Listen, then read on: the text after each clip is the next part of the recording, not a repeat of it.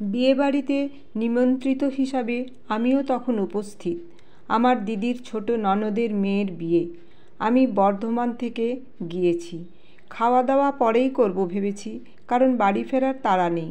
সত্যি কথা বলতে, খাওয়া দাওয়া করে শীতের রাতে বেলঘরিয়া থেকে বর্ধমানে ফেরাটা একটু সমস্যাই বটে। দূরত্বটা তো কম নয়। আমি তখন চেয়ারে বসে কফি খাচ্ছি। বরযাত্রীরাও এসে পৌঁছেছে। এত ব্যস্ততার মধ্যেও আমার দিদি আমার কাছে এসে কানে কানে বলে গেল, ভাই, খিদে পেলে খেয়ে নিস। আমার পাশেই বসে আছে আরও 2-3 জন মেয়ে। ওরা নিজেদের মধ্যে বার্তা আলোচনা করছে। হঠাৎ একটি কথা কানে এলো। ওদের মধ্যে থেকে একটি মেয়ে বলে উঠল, যত সব ঢং, আদিক্ষেতা দেখলে গা জ্বলে। পাশ থেকে আর একটি মেয়ে বলে উঠল, দেখ দেখ, ছেলেটার কোনো পার্সোনালিটিই নেই। বউ একদিকে হুকুম করে যাচ্ছে, সমানে বউয়ের হুকুমনামা পালন করছে। কেন একটু উঠে গিয়ে ফুচকাটা খেতে পারছে না? সুন্দরী বউ বলে কথা, তার অর্ডার শুনতে তো হবেই। কথাগুলো বলেই একসঙ্গে হো হো করে হেসে উঠল সকলে।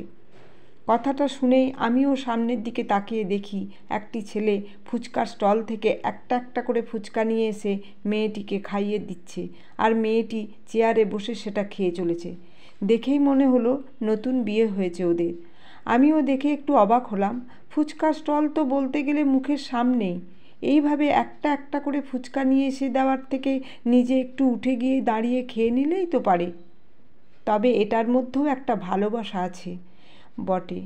বইয়ের আবদার রাখতেই হয়তো ছেলেটি এইভাবে নিয়ে এসে দিচ্ছে।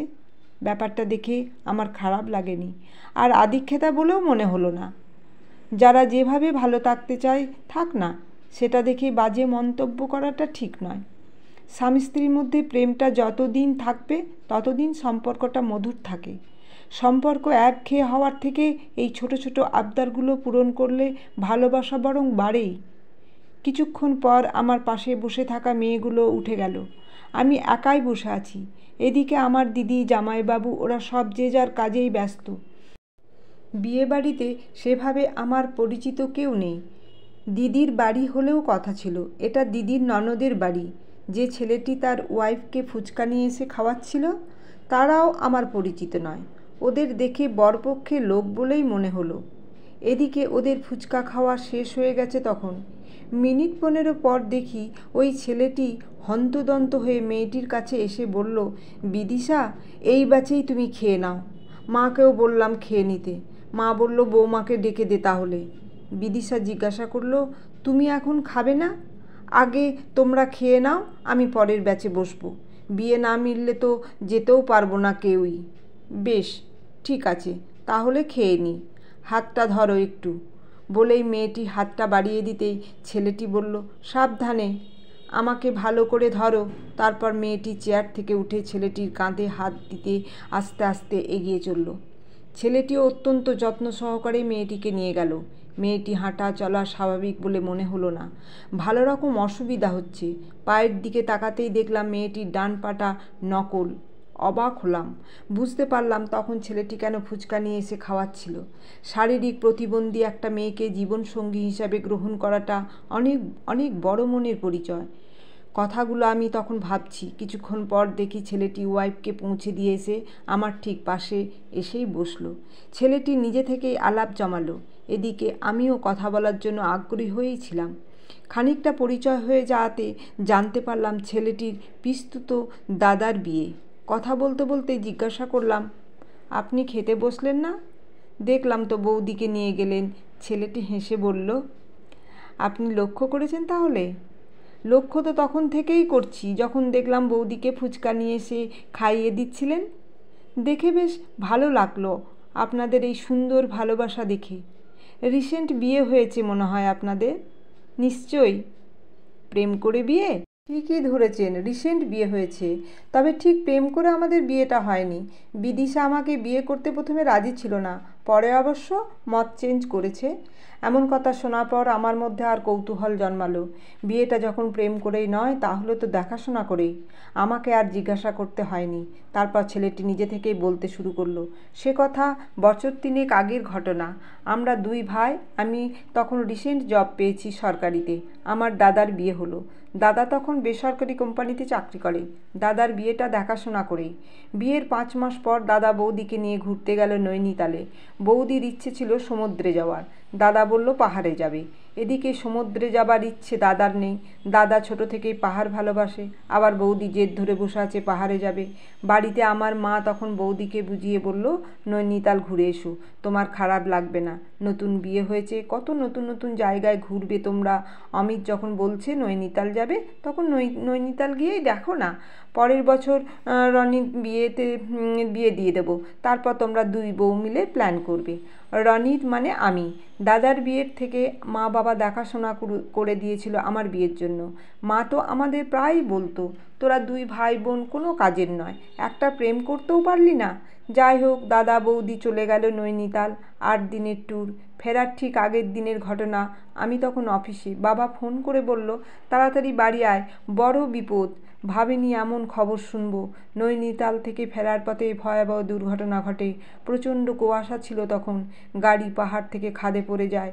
বৌদি প্রাণে বাঁচলেও দাদা বাঁচতে পারেনি। বৌদি গুরুতর আহত অবস্থায় 3 মাস হসপিটালে ভর্তি ছিল। তারপর আমরা বাড়ি নিয়ে আসি। আর যাকে আমার ওয়াইফ হিসাবে দেখলেন, বিদিশা, আসলে আমার বৌদি। আমরা কখনো ভাবিনি এমন ভয়াবহ পরিণতি হবে। দাদা চলে যাওয়াটা অনেক বড় ধাক্কা আমাদের কাছে, বিশেষ করে বৌদির কাছে। সুস্থ সুন্দর একটা জীবন থেকে একটা মেয়ের জীবনে এমন পরিণতি সত্যিই কষ্টদায়ক। ভয়াবহ দুর্ঘটনার বৌদির ডান পাটা হাঁটু থেকে বাদ দিতে হয়। সেই সঙ্গে ডাক্তার জানিয়ে দেয় বৌদি কখনো মা হতে পারবে না, কারণ জরায়ুতে গুরুতর আঘাত। বৌদিকে যখন হসপিটাল থেকে বাড়ি আনা হয়, বৌদি তখন স্বাভাবিক জীবনযাপন থেকে অনেক দূরে। শারীরিক ও মানসিকভাবে বৌদি সম্পূর্ণ বিপর্যস্ত। এই সময় একটা মেয়ের পাশে থাকা যে কতটা জরুরি ছিল, সেটা বৌদিকে না দেখলে বিশ্বাস করা যাবে না। বৌদিকে সুস্থ জীবনে ফেরাতেই হবে, এই জেদ নিয়ে চলতে শুরু করলাম আমার মা, বাবা আর আমি। 1.5 বছর পর বৌদি যখন অনেকটাই স্বাভাবিক হলো, বৌদির বাবা মা বৌদিকে নিজের কাছে নিয়ে যেতে চেয়েছিল। বৌদি নিজে থেকে যায়নি।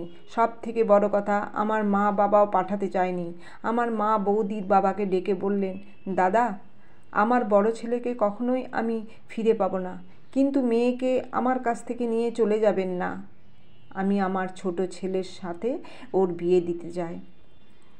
কেন জানি না, আমিও বৌদিকে স্বাভাবিক জীবন ফেরাতে গিয়ে বৌদিকে ভালোবেসে ফেললাম। বৌদি কিন্তু এমন প্রস্তাবে রাজি হতে চায়নি। আমাকে ডেকে একদিন বলল, তোমার সুস্থ সুন্দর জীবনে আমি বোঝা হতে চাই না। শারীরিক প্রতিবন্ধী একটা মেয়ের থেকে পাওয়ার কিছু নেই। আমি যে কখনো মা হতেও পারবো না। আমি তোমার সবটুকু জেনেই তো তোমার পাশে থাকতে চাই। তোমার ভালো থাকাতেই এখন আমার ভালো থাকা। বৌদি আরও 6 মাস টাইম নেয়। অবশেষে আমাদের 2 বাড়ির সম্মিলিত সিদ্ধান্তে 1 বছর আগে আমাদের বিয়ে হয়। বিদিশা স্বাভাবিক জীবনে আবার ফিরতে পেরেছে। এর থেকে বড় কথা আর কী বা হতে পারে। বিদিশা এখন তাই মাকে বলে, তোমাদের মতো মা বাবা যেন প্রত্যেক মেয়ে পায়। এত কিছুর পরেও জীবনে যে নতুন করে বাঁচা যায়, তোমাদের সাথে না থাকলে আমি হয়তো বাঁচতেই পারতাম না। তবে বিদিশা সত্যিই খুব ভালো মনের মেয়ে। আমি ওকে খুব ভালোবাসি। জীবনে চলার জন্য একটি পা না থাকাটা বড় কোনো ব্যাপার নয়, দরকার একটা সাথীর। বিদিশাকে নিয়ে চলতে আমার অসুবিধা হয় না। এখন এমন হয়েছে, বিদিশা সাথে না থাকলেই আমি চলতে পারি না। ও যে আমার জীবন সাথী।